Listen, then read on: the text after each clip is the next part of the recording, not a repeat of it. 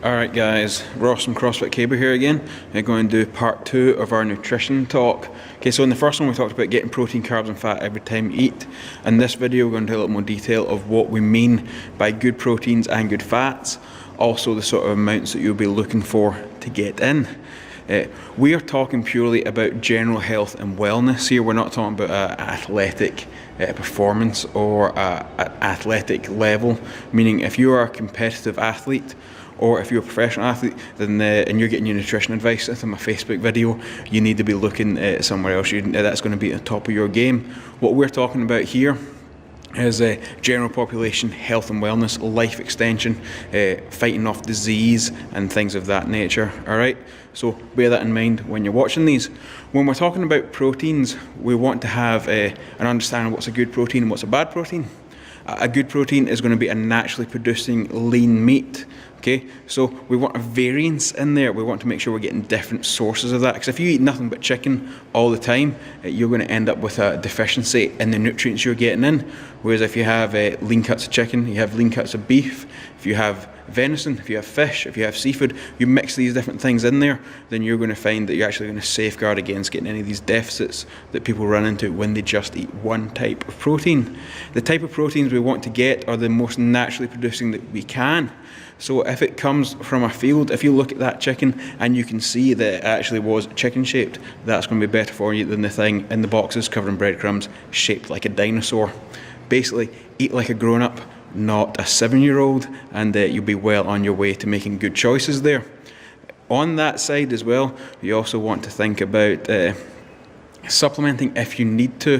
What I mean by that is protein powder does have its place. If you can get as much lean and naturally producing proteins in your diet as you can, then that's great. But a lot of people struggle with breakfast. We want you getting protein into your breakfast. That can be as simple as making a smoothie, blending up some fruits, some nice healthy fats and protein powder and getting it in you. That's going to be better for you than avoiding protein in the morning. We want you getting that in there. It's going to help you feel fuller longer. And what protein does in your diet is it helps rebuild the muscle and the damage that happens through your body throughout the course of the day. So that is why we want to get protein in there.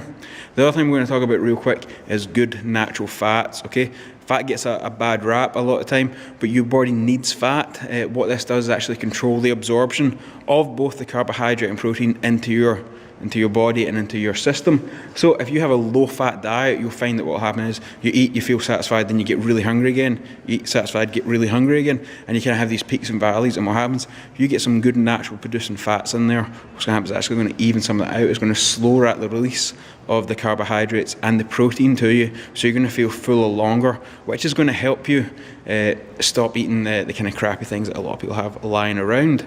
So it's a good idea for naturally producing fats is if it's a natural fat, things like olive oil, avocados, things like this, nuts and seeds, things that are naturally producing fatty foods. The other way you want to look at it is if you could make it in your kitchen fairly easily with 1 or 2 ingredients, it's going to be better for you in the right amounts than those factory produced ones. So one of the things you want to avoid are things like vegetable oil, rapeseed oil, things like that. Things that you can only make with the involvement of a lab. You want to avoid that. If your grandparents could make it and eat it, chances are you want it. For instance, butter is going to be better for you than margarine. Margarine is specially designed to make turkeys big and fat. People found that it was killing the turkeys, so they decided to sell it to people. It's the same sort of thing. You want to get as close as you can to a naturally producing fat source. We talked a little bit in that first video about serving sizes. What you want to think about is that palm size in thickness and size for protein for a meal. If you're having a snack with protein, then you want to work roughly half that amount. Okay, so half of your palm is going to get you that amount. So whether that's a chicken breast, piece of beef, ground meat or fish or whatever, that's the amount you want to get. When it comes to fats, you want to think about roughly a thumb-sized piece. That's either going to be used in cooking or as getting consumed as part of that meal or snack. If it's a snack, again, you want to get half that amount. So a good way to look at things is if you're making a nice healthy meal and you're cooking using olive oil or coconut oil or these other things, or you have olives in it, that sort of thing, that's going to be a good amount for you for general health and well-being.